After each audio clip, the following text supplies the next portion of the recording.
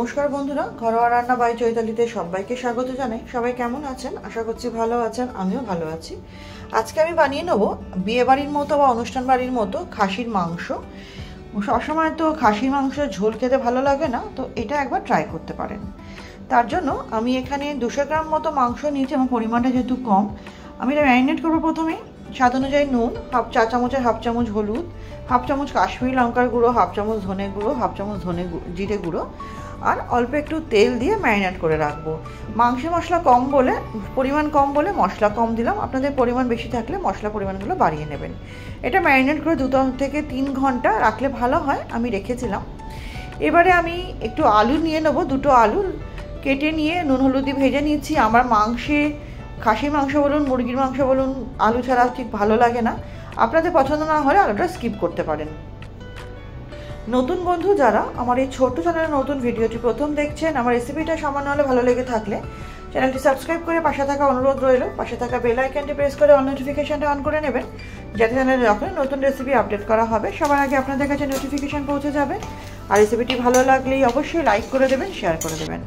আলুটা ভাজা হয়ে গেছে, তুলে নিলাম। নিয়ে সেই তেলে তেজপাতা, গোটা গরম মশলা ফোড়ন দিয়ে আমি এখানে প্রায় 10টা মতো রসুন কোয়া আর হাফ ইঞ্চিরও কম আদা থেতো করে দিয়ে সেটা 5 থেকে 6 সেকেন্ড নাড়াচাড়া করে 2টো পেঁয়াজ আমি কুচি করেছিলাম সেটা দিতে হবে। পেঁয়াজটা দিয়ে না লালচে করে ভাজতে হবে, তবে দেখতে হবে যাতে একদম কড়া না হয়, তাতে তিতকুটে ভাব চলে আসে একটা। দিয়ে ভাজা হয়ে যাওয়ার পর যখন দেখবো তেল ছাড়ছে, এর মধ্যে আমি আবারও কিছু গুঁড়ো মশলা দেবো। তাতে হাফ চামচ জিরে গুঁড়ো, হাফ চামচ ধনে গুঁড়ো, হলুদ দিলাম হাফ চামচ, নুন দেবো স্বাদ অনুযায়ী, কাশ্মীরি লঙ্কার গুঁড়ো দেবো হাফ চামচ। সবটাই আমি চা চামচ মেপে দিয়েছি। দিয়ে খুব ভালো মতো এটা আমাকে কষিয়ে নিতে হবে। কষাতে কষাতে যখন দেখবো এর থেকে তেল ছেড়ে এসছে আর মশলার গন্ধটা চলেও গেছে, তার জন্য আমি এটা কিছুক্ষণ ঢেকে রেখেছিলাম। ওই ধরুন মিনিট 4-5 মিনিট ঢেকে রেখেছিলাম। মশলা গন্ধটা এতে চলে যাবে, সুন্দর কষেও যাবে। তারপরে আমি না ওই 5-6টা মতো রসুন আরও একটু দিয়েছি থেতো করে, যাতে গন্ধটা খুব সুন্দর আসে, খেতেও টেস্ট বেড়ে যায় এতে। দিয়ে কিছুক্ষণ নাড়াচাড়া করে একটা টমেটো কুচি দিয়ে দিয়েছি। টমেটো কুচিটা দিয়েও কিছুক্ষণ সময় নিয়ে ভালো মতো কষাতে হবে, যাতে টমেটোটা ভালো মতো সেদ্ধও হয়ে যায় আর যাতে তেল ছাড়তে শুরু করে।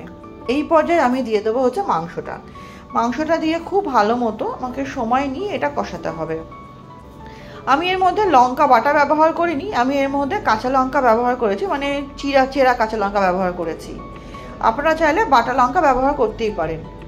দিয়ে এটা খুব ভালো মতো সময় নিয়ে কষাতে হবে। ফেসবুকের বন্ধু যারা আমার ভিডিওটি ফেসবুক থেকে দেখছেন, আমার রেসিপিটা সামান্য হলে ভালো লেগে থাকলে পেজটি ফলো করে পাশে থাকা অনুরোধ রইল নতুন নতুন রেসিপির আপডেট পেতে। আর ভালো লাগলে অবশ্যই লাইক করে দেবেন, শেয়ার করে দেবেন। মাংসটা দিয়ে এই 10-15 মিনিট মতো ভালো মতো কষিয়ে নেওয়ার পর এর মধ্যে আমি দিয়ে দেবো ফেটিয়ে রাখা টক দই 2 চামচ। দিয়ে সেটাও আমি আরও ভালো মতো 15 থেকে 20 মিনিট কষিয়েছি। প্রথমে হাই ফ্লেমে কষাবো, কিন্তু টক দই দেওয়ার পর ফ্লেমটা সিম করে দিয়ে কষাতে হবে। খুব ভালো মতো কষিয়ে নেওয়ার পর এর মধ্যে এটাকে আমি একটু প্রেশার কুকারে দিয়েছিলাম। খাসির মাংসটা প্রেশার কুকারে না দিলে হয় না। দিয়ে আমি একটা সিটি দিয়ে নিয়েছি। এমন লক্ষ্য রাখতে হবে যাতে হাড়ের গা থেকে মাংসটা ছেড়ে না যায়। তারপরে দিয়ে কড়াইতে নিয়ে আমি হাফ চামচ শাহি গরম মশলা দিয়ে এটা আরও কিছুক্ষণ সময় নিয়ে কষিয়ে নিলাম। যখন দেখবো তেল ছাড়ছে, এর মধ্যে অল্প একটু আমার চর্বি ছিল দিয়ে দেবো। চর্বিটা দিয়েও কিন্তু খুব ভালো মতো এটা আমাকে কষাতে হবে। যখন দেখবো ভালো মতো কষে গেছে, এটা আমি আরও কিছুক্ষণ নাড়িয়ে চাড়িয়ে নেবো। নিয়ে এর মধ্যে আলুটা দিয়ে দেবো। আলুটা দিয়েও কিন্তু সময় নিয়ে কষাতে হবে। এই সময় এটাকে আমি মিনিট ওই 7-8 মতো ঢেকে রেখেছিলাম, যাতে আলুটা সুন্দরভাবে মশলার সাথে মিশে যায়। দিয়ে কিছুক্ষণ নাড়াচাড়া করে নিলেই এটা আমার রেডি হয়ে যাবে। গরম গরম পরিবেশন করার পালা। ভাতের সাথে বা রুটি, পরোটা, লুচির সাথেও, লাচ্ছা পরোটার সাথেও কিন্তু মন্দ লাগে না। লাস্টে সামান্য একটু ঘি দেবো, চাইলে আপনারা স্কিপ করতেই পারেন। আর দেবো সমস্ত স্বাদকে ব্যালেন্স করতে চিনি আর নুনটা একবার চেক করে নেবেন। রেসিপিটা আশা করছি আপনাদের ভালো লাগবে। ভালো লাগলে অনুরোধ করবো অবশ্যই ট্রাই করবেন। কেমন লাগলো কমেন্ট সেকশনে জানাবেন। তাহলে চলুন ভিডিওটা আজকের মতো এখানেই শেষ করছি। সবাই খুব ভালো থাকবেন, সুস্থ থাকবেন।